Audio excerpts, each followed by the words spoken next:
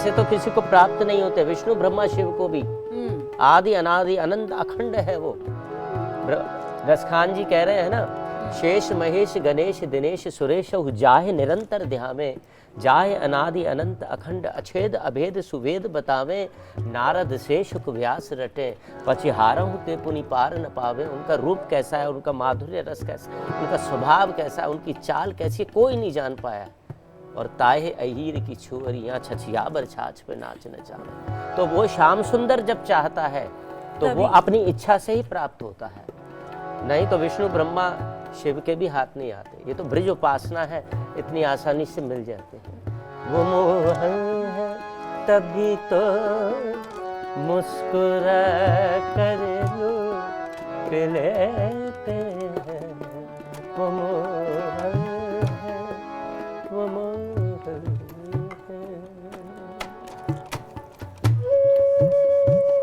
मधुकर जी, अगर मैं एक शब्द बोलूं उसका आप अपने लहजे में, क्योंकि देखिए आप 30 वर्षों से जो है आप प्रभु श्री कृष्ण के लिए आप भजन गा रहे हैं, और अगर मैं कृष्ण शब्द बोलूं आपके जहन में सबसे पहले उनके लिए क्या आएगा, और कैसे आप इस नाम को जो है देखते हैं?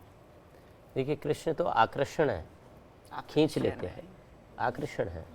राधा क्या है? आराध्या है। श्री कृष्ण से हृदय से प्रकट हुई है, आराध्य शक्ति है उनकी, उनकी आराधना करते हैं कृष्ण, वो आराध्या है, तो राधा है।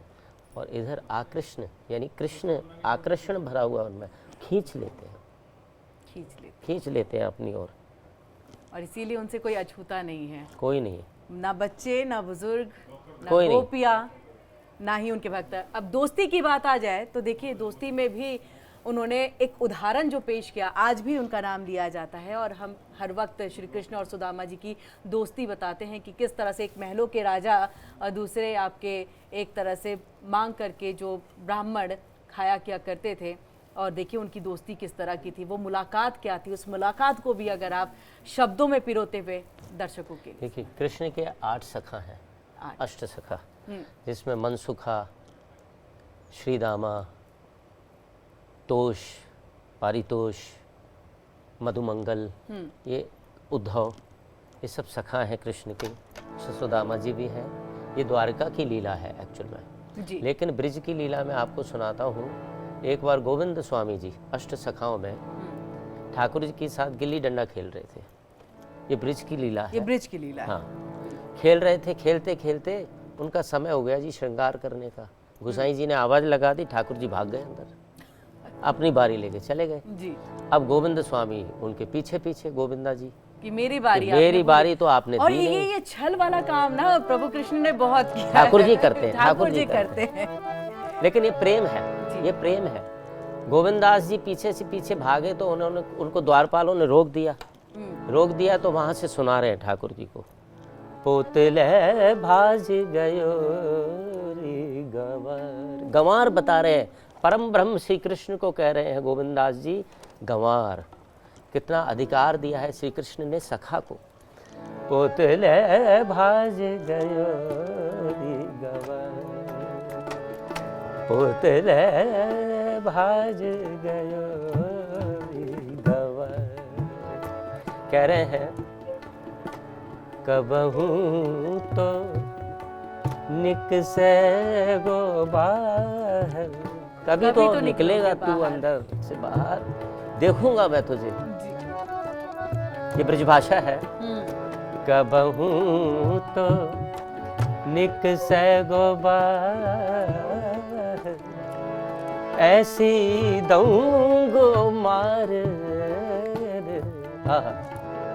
जब खड़े हो गए हैं तो ठाकुर जी अंदर श्रृंगार करवा के भोग, गोसाई जी ने भोग रखा है, भोग नहीं पा रहे हैं। तो बोले जय जय, आप भोग क्यों नहीं पा रहे?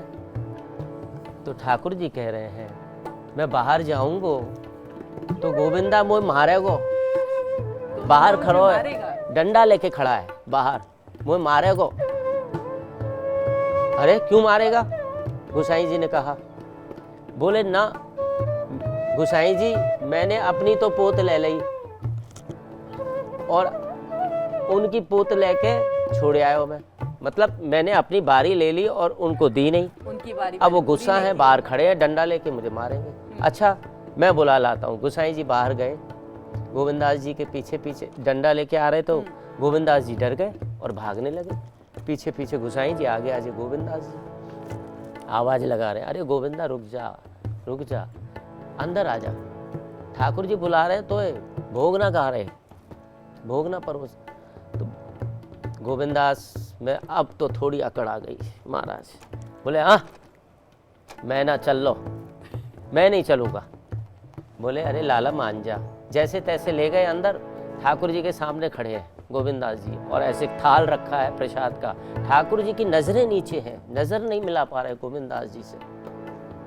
गोविंदास जी कह रहे हैं, गोसाई जी पहले कन्हैया बोल दे मैं हार गो, तब मैं प्रसाद खाऊंगा। और ये आप सिर्फ प्रभु कृष्ण के सामने कर सकते हैं, जहाँ और शर्तें रखते हैं। कन्हैया ने बिल्कुल देर नहीं लगाई, तुरंत बोल दिया, मैं हार गया, मैं हार गो, मैं हार गो। आहा, अब तो भोग लगा। जब परम ब्रह्म अपने सखा के सामने हार जाते हैं, ये है श्री कृष्ण। इतने इतने सरस, इतने सरल, इतने सहज, हार गए।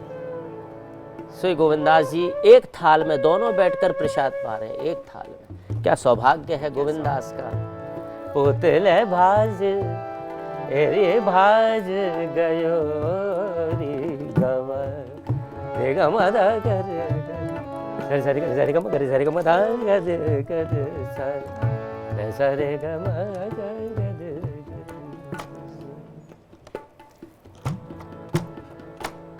अब तक मधुकर जी हमने जो सुना वो कृष्ण और सुदामा की दोस्ती सुनी थी, लेकिन आज जो आपने ये ब्रज में जो रहा वो आपने बताया, ये अद्भुत है और ये बताता है कितने सहज और कितने सरल हमारे भगवान जो हैं वो हैं। ऐसे में बहुत बड़ा संदेश भी है कि आज जो हम ईगो लेकर के चलते हैं, एक घमंड लेकर के चलते हैं, दोस्ती के आगे भी हम झुकना नहीं स्वीकार करते, हमें लगता है हम गलत नहीं तुम गलत, वो संदेश यहाँ पर प्रभु श्री कृष्ण की लीलाओं में जो है वो देखने को। ऐसे में अगर हम राधा रानी देखिए, आपने जिक्र तो कर ही दिया, अब राधा का नाम ना ले क्योंकि कृष्ण से पहले ही राधा आती हैं, वो जगह वो स्थान भी प्रभु कृष्ण ने ही उनको दिया, तो राधा रानी की बात भी अगर हो जाए। देखिए संत कह रहे हैं, प्रेम गली अति सांकरी। अभी आपने जिक्र किया ना ठाकुर जी का कि वो इतने सरल हैं, तो प्रेम की उपासना की वजह से इतने सरल है कि यहाँ अहम का कोई विषय ही नहीं, आना ही नहीं चाहिए, आना ही नहीं जगह ही नहीं है उसकी, यहाँ उसको प्राप्त ही नहीं होते हैं। कह रहे हैं, प्रेम गली अति सांकरी जा मैं दो न समय। देखिए सीधा इशारा कर रहे, दो कौन, जा मैं दो न समय, या तो अहम रहेगा मैं, या तो प्रेम, या तो प्रेम रहेगा तुम। केवल प्रेम में तुम ही तुम हो, मैं है ही नहीं। मैं मतलब अहम, अहंकार। प्रेम गली अति सांकरी जा मैं दो न समय, मैं रहूं पिय ना रहे, पिय रहे मैं ना। और ये स्वरूप, ये जो स्वरूप है केवल राधा रानी जी का है, केवल राधा जी का है। कहते हैं श्री जी के लिए, श्री राधा जी को ही प्रियाजू कहते हैं ब्रिज में, श्री राधा जी को ही श्री जी कहते हैं। सहज स्वभाव पर, कैसी है हमारी प्रियाजू राधा जी, सहज, बनावटी नहीं है, सहज स्वभाव, जिनका नेचर जो है प्राकृतिक है, एकदम नेचर, सहज एकदम नेचुरल। सहज स्वभाव पर नवल किशोरी जुको, मृदुता दयालुता कृपालुता की राशि। आहा, मृदुता दयालुता कृपालुता की राशि है, बिल्कुल हिसाब नहीं करती हैं, सब पे कृपा बरसाती हैं। ने कहूँ न रिस कहूँ भूल हूँ न होत सखे, भूल कर भी गुस्सा नहीं आता, रिस मतलब गुस्सा। ने कहूँ न रिस कहूँ भूल हूँ न होत सखी, रहत प्रसन्न सदा ही मुख हासी, सदा प्रसन्न रहती हैं। ऐसी सुकुमारी प्यारी लालजू की प्राण प्यारी, ऐसी सुकुमारी प्यारी लालजू की प्राण प्यारी। धन्य धन्य धन्य जेहि जिनके उपासी है, जो उनको फॉलो करते हैं प्रिया राधा रानी जी को, वो धन्य है, धन्य है, धन्य है, उनकी कोई कीमत नहीं है जी।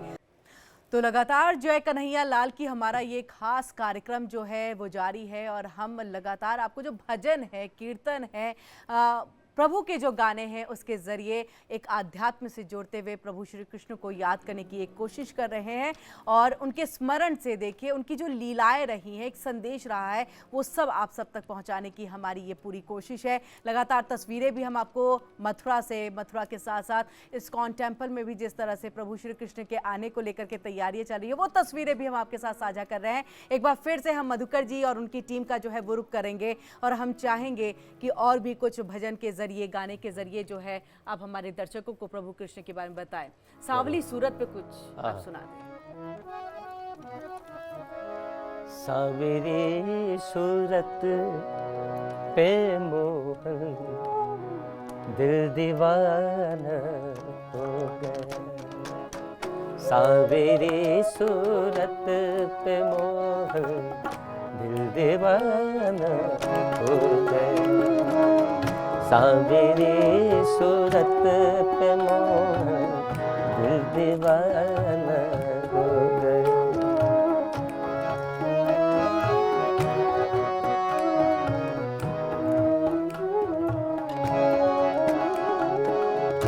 एक तो तेरे नैन तिरछे, दूसरा काजल लगा, एक तो तेरे नैन तिरछे, दूसरा काजल लगा, तीसरा नजरे मिलाना, तीसरा नजरे मिलाना, दिल दीवाना हो गया, सांवरी सूरत पे मोहन दिल दीवाना हो गया, सांवरी सूरत पे मोहन दिल दीवाना हो गया।